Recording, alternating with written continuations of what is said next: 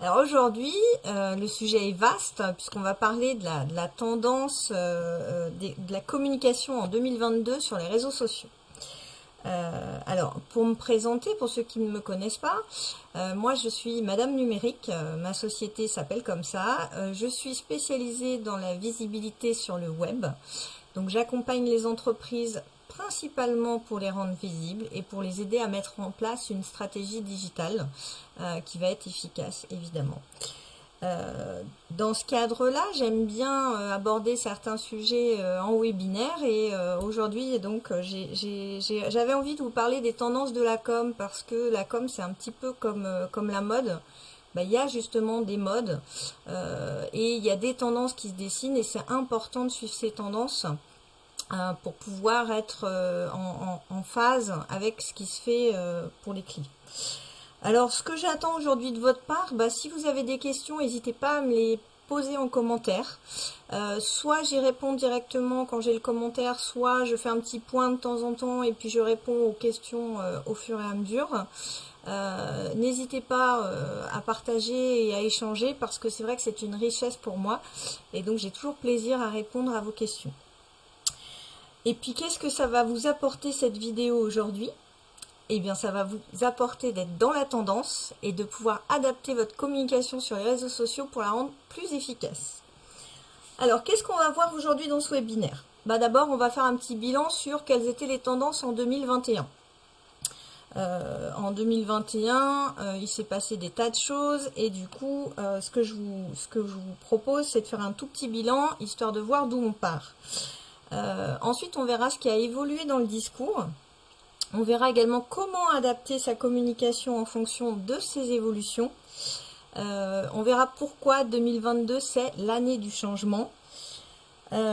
Ensuite, on verra qu'est-ce qu'on peut valoriser dans sa communication au niveau de l'entreprise. Et puis, on terminera par la tendance phare de 2022. Donc, c'est la tendance à côté de laquelle il ne faut pas passer. Voilà, j'espère que je vous ai donné envie de rester. Pour le coup, c'est parti pour ce webinaire. Alors, la première chose, c'est que la communication, c'est un peu comme la mode, je vous le disais tout à l'heure, c'est un éternel recommencement. Mais pour le coup, il faut s'adapter à la situation actuelle. On a une situation qui a évolué et nos partenaires, clients, prospects, collaborateurs, on se doit d'avoir une communication qui est adaptée et qui est fonction du contexte. Alors, quel outil utiliser, quel message à transmettre, quelle stratégie numérique adopter, c'est ça ce qu'on va voir un petit peu aujourd'hui et pour lequel je vais vous proposer mon point de vue et puis des techniques et puis des petits outils pour que vous puissiez mettre ça en place. Quelles étaient les tendances en 2021 ? Alors, on dira fin 2020 et milieu 2021, on avait 4 grandes tendances. Si vous aviez suivi mes webinaires à l'époque, on était sur les tendances suivantes. Recommencer à vivre, inspirer, reconstruire. Ça, c'était la première tendance. Être solidaire, être responsable. Ça, c'était la deuxième tendance. Take care, donc take care, ça veut dire prendre soin à la fois des collaborateurs, de soi, de ses clients, de son entreprise. Et puis rassurer, puisqu'on était vraiment dans un mode d'inquiétude et il était nécessaire de rassurer ses clients. 2021, c'était donc une année de nostalgie, de confiance, d'humanisation et de participatif. En 2022, les choses évoluent. Alors, qu'est-ce qui a évolué dans ce fameux discours ? Déjà, une tendance qui est très très forte, c'est que c'est fini de reconstruire. Là, on passe à autre chose. C'est-à-dire qu'on ne se réinvente plus, on ne recommence plus, on ne recrée pas, etc., etc. On démarre quelque chose de nouveau. Ça veut dire aussi qu'on doit mettre en place une nouvelle stratégie de communication. On ne modifie plus ses pratiques, mais on va imaginer des nouvelles pratiques, une nouvelle façon de voir les choses qui n'a rien à voir avec avant. C'est-à-dire qu'en 2021, on était dans un phénomène d'adaptabilité suite à l'isolement qu'il y avait eu avec le Covid. Et là, pour le coup, on n'est plus dans le moment où on s'adapte, on est vraiment dans le changement. Le changement, c'est maintenant. Oh, ça ferait un joli slogan, ça. Alors, la nouveauté plutôt que l'existant. Ben, les clients ont envie de nouveautés, donc ça veut dire que quand on va mettre en place sa stratégie de communication pour 2022, il faut avoir ça en tête. Alors évidemment qu'avec le Covid, les ressources de l'entreprise, la stratégie de vente ont pu impacter l'image. Donc ça veut dire aussi que on va partir avec un acquis. Ce fameux biais qui découle de 2021, mais pour autant, pour le coup, on ne parle plus du Covid. Alors, même s'il y a eu beaucoup de cas hier, pour le coup, en termes de communication, le Covid est derrière nous. Donc même si le discours doit être contextualité en fonction de l'activité du secteur évidemment, maintenant, le Covid est derrière, qu'est-ce qu'on fait maintenant de nouveau? Et pour le coup, c'est vraiment, on met des projets en route. Terminé, on a eu des problèmes, on s'est adapté, on était trop fort, etc., etc., on a sauvé le monde. Là maintenant, c'est derrière nous et on va entamer quelque chose de nouveau. Ça veut dire quoi? Ça veut dire que le nouveau monde qu'on avait début 2021, on a eu un discours un peu utopique sur on va reconstruire, on va refaire le monde, etc. Pour le coup, ce monde-là, les vagues successives ont douché un petit peu les espoirs qu'il y a avec. Et du coup, on n'est plus dans cette perspective-là. Et on a des nouvelles tendances qui sont apparues. Alors, c'est ce qu'on va voir dans ce deuxième temps. Si jamais vous avez quelques petites questions, n'hésitez pas. Je vous rappelle que je suis Madame Numérique, que vous êtes avec moi pour un webinaire sur les tendances de la communication en 2022 sur les réseaux sociaux. Donc si jamais par rapport à cette première partie sur quelles étaient les précédentes tendances, vous avez des questions, n'hésitez pas à me les proposer. Allez, j'attends une petite minute, voir s'il y en a.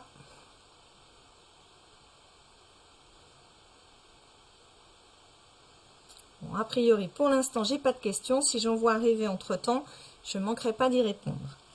Alors, il va falloir donc adapter sa communication pour coller avec la tendance. Alors, c'est quoi la tendance en termes de format? En termes de format, évidemment que la vidéo maintenant fait partie intégrante de la communication. Il y a quelque temps, la vidéo c'était une tendance. Maintenant, on ne peut pas s'en passer. Ce n'est plus une tendance, c'est quelque chose qui doit être un acquis et qui doit faire partie intégrante de votre communication. On va donc continuer sur ces formats-là et puis on va faire en sorte et on va accentuer tout ce qui est dédié au mobile. C'est-à-dire que quand on va faire sa communication, on va faire attention au format de sa vidéo. On se met pas en 16/9, on se met plutôt en 4/3 et puis on va faire en sorte que ce soit lisible sur un mobile. C'est-à-dire que quand on fait une image, on se dit tiens, si je suis sur un mobile verticalement, comment ça ressort? Ça c'est très important. Au niveau de la longueur des contenus, on va réduire la durée des formats. Avant, on était sur des formats d'1 minute à 2 minutes maximum. Maintenant, on est sur des formats qui vont de 15 secondes à presque 1 minute. Et c'est plutôt en fait la multiplication de ces communications et sa régularité qui va justement rendre les choses efficaces. Alors évidemment, il faut savoir parsemer ces contenus de temps en temps avec des choses plus conséquentes et plus longues. On verra tout à l'heure qu'on va aussi parler de choses plus utiles. Et c'est justement la rareté de ces contenus longs qui va les rendre pertinents et ils vont être portés par la régularité des petits formats courts. Autre tendance, alors là on parle de tendance, c'est vraiment le podcast. Alors le podcast, hein, c'est la petite émission qu'on peut écouter un peu partout et tout le temps. Et pour le coup, ça c'est une vraie tendance à côté de laquelle il ne faut pas passer, parce que ça devient de plus en plus intéressant de le faire et c'est de plus en plus mis en avant par les algorithmes. Alors qu'est-ce qu'on peut proposer d'original aujourd'hui en termes de format ? Alors, ce qui se fait bien, c'est les habillages vidéo avec soit une conversation type Messenger, ou alors des incrustations dans la vidéo type code de réseaux sociaux, emoji, etc. Donc là, pour le coup, il y a plein de choses qui se font.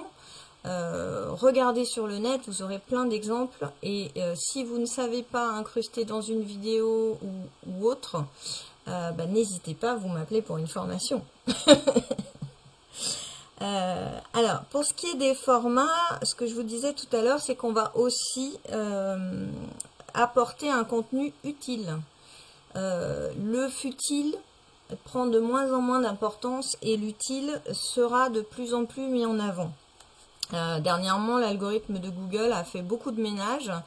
Et ce qui est ressorti, c'est que ce qui était mis en avant en termes de contenu, c'était les dictionnaires, parce que justement, c'est des contenus qui sont conséquents, qui sont complets et qui ont du sens et qui sont utiles. Donc, vos contenus seront valorisés s'ils apportent une utilité. Donc, des astuces, des fiches conseils, des tutoriels vidéo, du contenu informatif utile à l'internaute et évidemment, dans ce cadre-là, le podcast à la part belle. Voilà en ce qui concernait les formats. Pour le coup, 2022, c'est aussi l'année du changement. Alors, l'année du changement, c'est vraiment avancer après 2 années après avoir fait du surplace. Pour faire simple, hein, les gens en ont ras la casquette du Covid, ils ont été bassinés avec ça pendant 2 ans et ils ont envie et surtout besoin de passer à autre chose. C'est bien pour ça que vraiment c'est une césure en termes de communication et c'est important de le prendre en compte. On n'est plus sur 2022, voilà, c'est derrière nous, on le met derrière, etc. Alors, loin de moi de poser des jugements ou autres sur comment va la crise, etc. Mais vraiment, en termes de communication, c'est important de comprendre qu'on est déjà passé à autre chose. Alors, ces autres choses, c'est quoi ? Eh bien, je vais vous proposer de vous parler un petit peu des thèmes qui sont tendances. Alors la première tendance qu'on a pu trouver, c'est le fait de simplifier.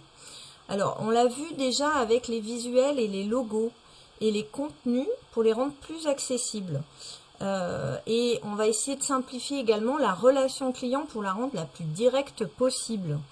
Alors on a vu déjà le changement avec plusieurs logos. Je prends pour exemple le retour au logo vintage modernisé de Peugeot par exemple, qui en fait est revenu à son blason des années 60 et on se retrouve avec des aplats, avec du monochrome ou 2 ou 3 couleurs, assez peu de détails finalement, donc c'est vraiment dans l'air du temps de simplifier.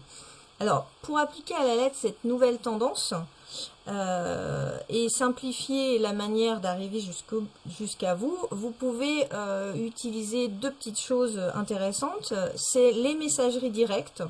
Alors les messageries directes, oui, à condition de bien penser à mettre en place les notifications et de bien y répondre dans des délais courts, puisque c'est ce qu'on veut avec une messagerie directe.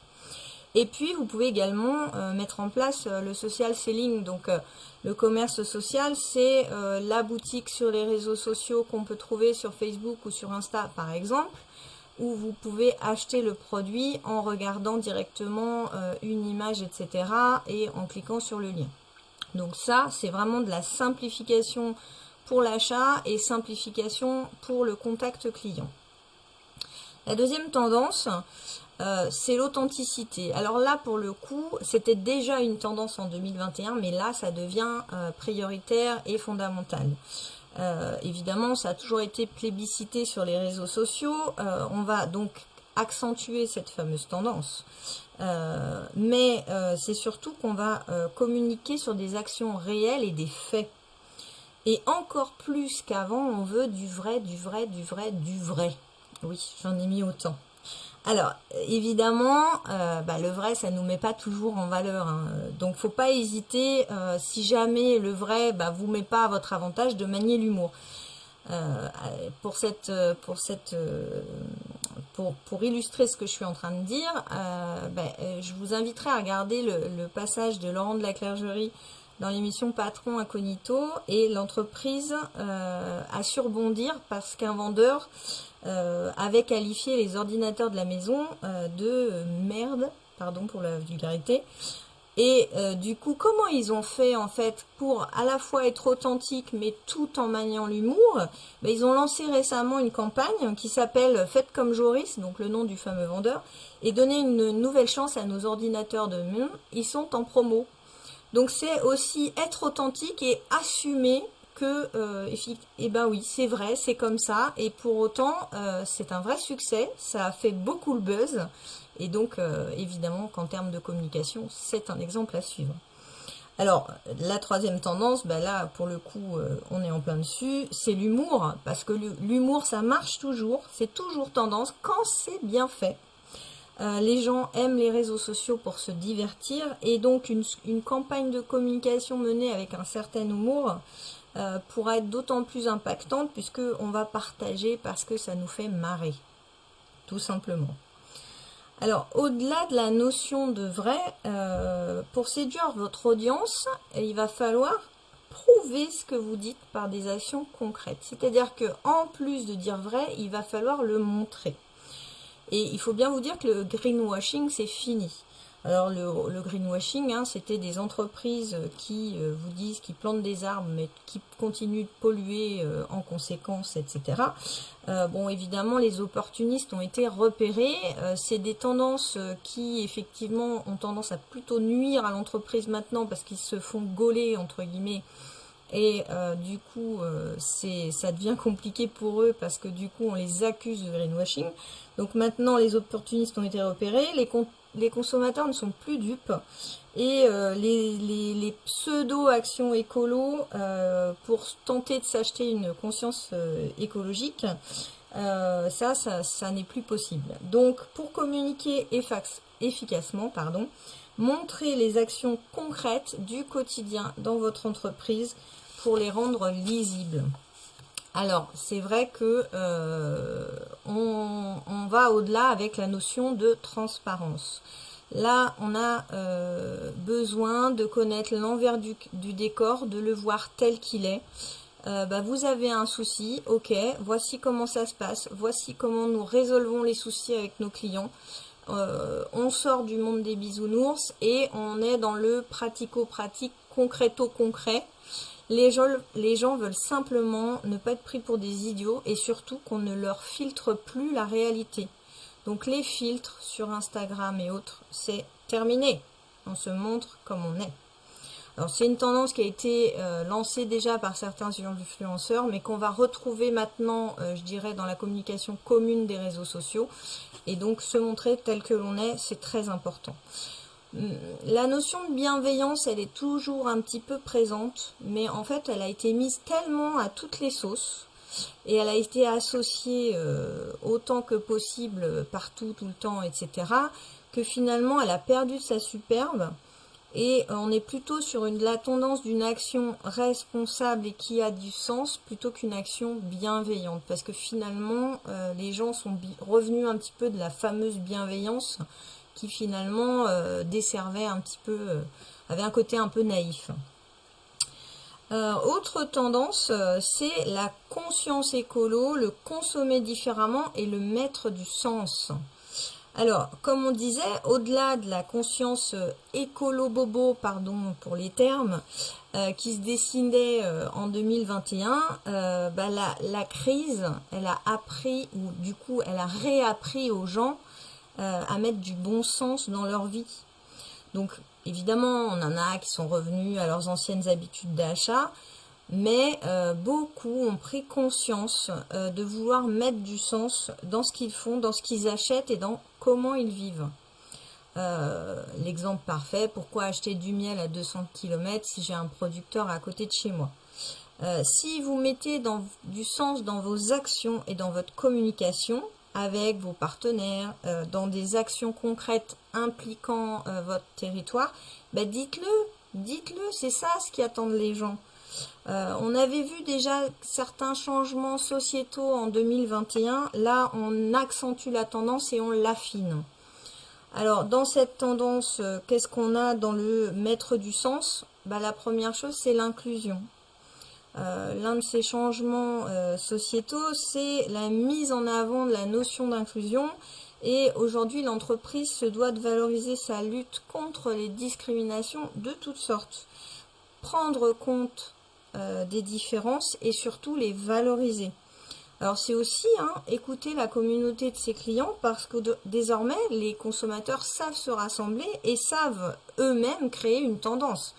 Yuka en est le parfait exemple. Yuka, c'est une application qui note les valeurs nutritionnelles des aliments et on a vu que certains industriels avaient dû adapter leurs produits parce que Yuka avait dit que c'était pas bon. Alors, on en revient un petit peu parce que sur certains produits, effectivement, ça marche pas aussi bien que ça devrait, mais pour autant, il faut tenir compte de ça et il ne faut pas hésiter à parler inclusion et à expliquer comment ça peut être une richesse pour votre entreprise.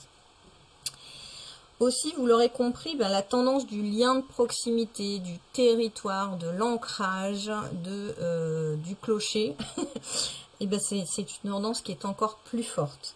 Alors ça veut dire que vous allez expliquer aux gens comment vous êtes proche géographiquement, comment vous êtes proche de votre client dans la relation que vous pouvez avoir à lui, comment vous êtes proche de vos employés en prenant soin d'eux et en faisant en sorte qu'ils soient bien dans votre entreprise.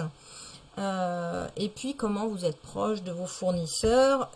L'idée c'est d'expliquer un petit peu les belles histoires, les belles rencontres. Les gens ont besoin de recommencer à voir un peu du positif, quoi. Ça fait 2 ans qu'on nous bassine tous les jours avec des mauvaises nouvelles, donc on a besoin de ces fameuses belles histoires. Alors par exemple, vous pouvez parler du livreur de votre fournisseur que vous connaissez par son prénom, parce que c'est le même qui vous livre depuis X années. En plus d'avoir un caractère authentique, ce discours, ça montrera que vous avez mis en place cette proximité dans le quotidien de votre entreprise. Et ça passe aussi, et là de plus en plus, par la valorisation du lieu physique de vente. Si vous avez un point de vente, n'hésitez pas à le mettre en avant et à dire où il est implanté, à l'ancrer dans son territoire. Même si les consommateurs, ils ont maintenant l'habitude de commander en ligne, la crise leur a démontré qu'ils tiennent à leur magasin physique, de proximité. Et là, pour le coup, on revient à l'essentiel et moins au virtuel. Oui, je le dis. C'est Madame Numérique qui le dit. Il y aura moins de virtuel et plus d'essentiel. C'est tout. Alors, ce qu'on demande aujourd'hui aux entreprises en termes de communication, c'est vraiment une lettre d'engagement, une lettre de mission. Dans le prolongement de ces notions de sens, d'engagement responsable, la mission d'entreprise sera vraiment une valeur forte de la communication en 2022. Et plus largement, ce sera un engagement sociétal et environnemental de l'entreprise. On tend finalement vers l'idée du cercle vertueux. Alors c'est une notion qui avait déjà été engagée par l'économie circulaire il y a quelques années, où il était question de ne pas surproduire, de ne pas surconsommer et justement d'avoir une démarche vertueuse. Au-delà de ce cercle vertueux, il y a une recherche de perfection et finalement on va, alors si on veut aller plus loin dans la métaphore, on peut aller jusqu'au cycle de la vie. Pour le coup, c'est vraiment naître, mourir, et là on est sur renaître. Mais naître de nouveau, c'est pas renaître de ce qu'on avait avant, c'est vraiment une nouvelle naissance. Donc on peut imaginer un manifeste sur les engagements vertueux de l'entreprise sur l'année à venir. Alors vertueux, on peut être vertueux économiquement, humainement, écologiquement ou les trois. À vous de voir, à vous de choisir. Racontez à votre client comment vous voyez votre métier.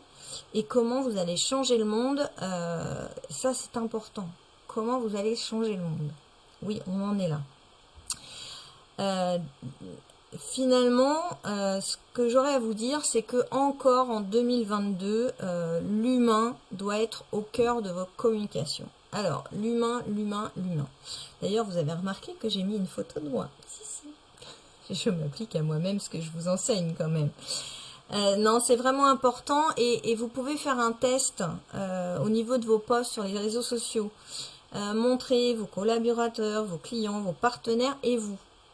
Faites des tests, regardez ce qui se passe si vous mettez un humain et si vous n'en mettez pas. Vous constaterez que les publications qui ont une personne, où on met les gens en avant, sont des publications qui seront plus suivies et plus engageantes. Ça veut dire quoi? Ça veut dire que comme elles seront plus engageantes, bah évidemment l'algorithme va les mettre en avant et elles seront donc plus visibles.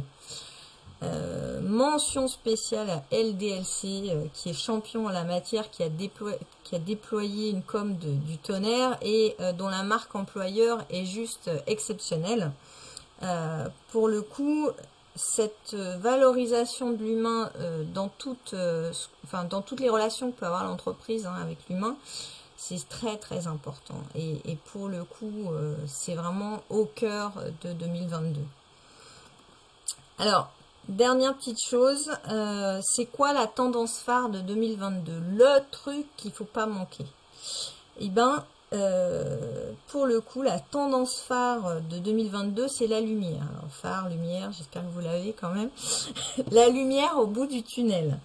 Il est temps d'entrer dans la lumière. C'est la tendance. Ça veut dire que le thème de la lumière devient prépondérant dans la communication sur les réseaux sociaux.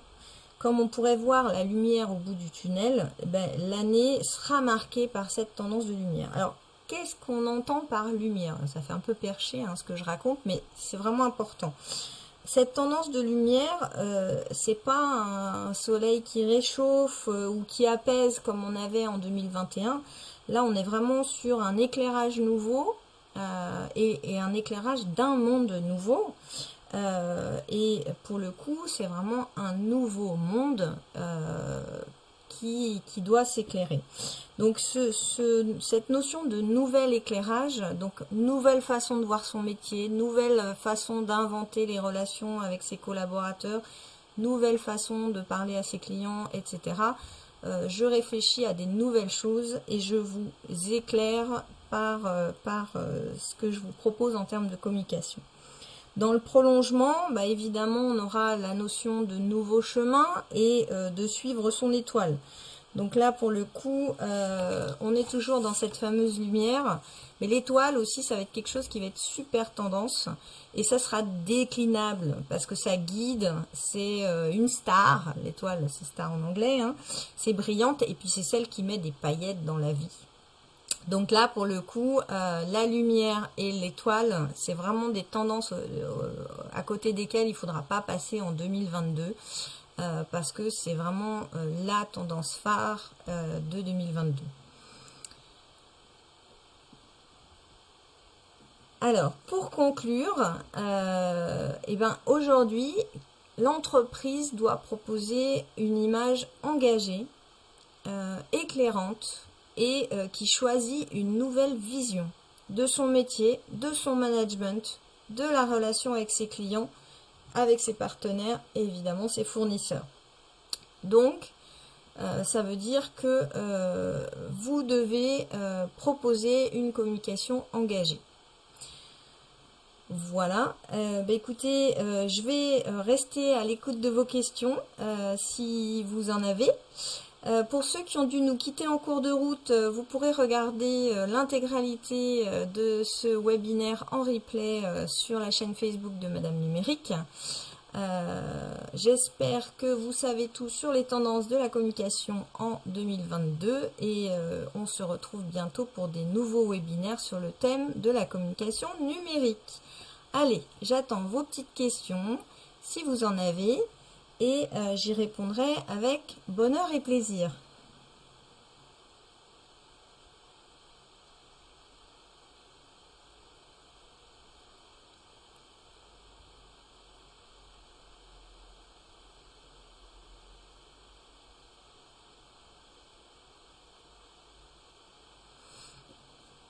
Voilà, alors, est-ce qu'on a des questions?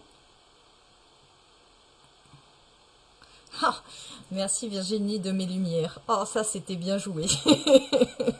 Pour le coup, celle-ci, elle était facile. Euh, alors, est-ce qu'on a d'autres questions? Bah, écoutez, c'est formidable. A priori, j'étais très claire. Merci. Bon, bah écoutez, j'attends encore aller une petite minute si vraiment vous avez quelque chose, un petit cas à me proposer par rapport à votre communication spécifique pour que je vous aide un petit peu à y voir clair. Ah, elle était facile, ouais, je sais. N'hésitez pas.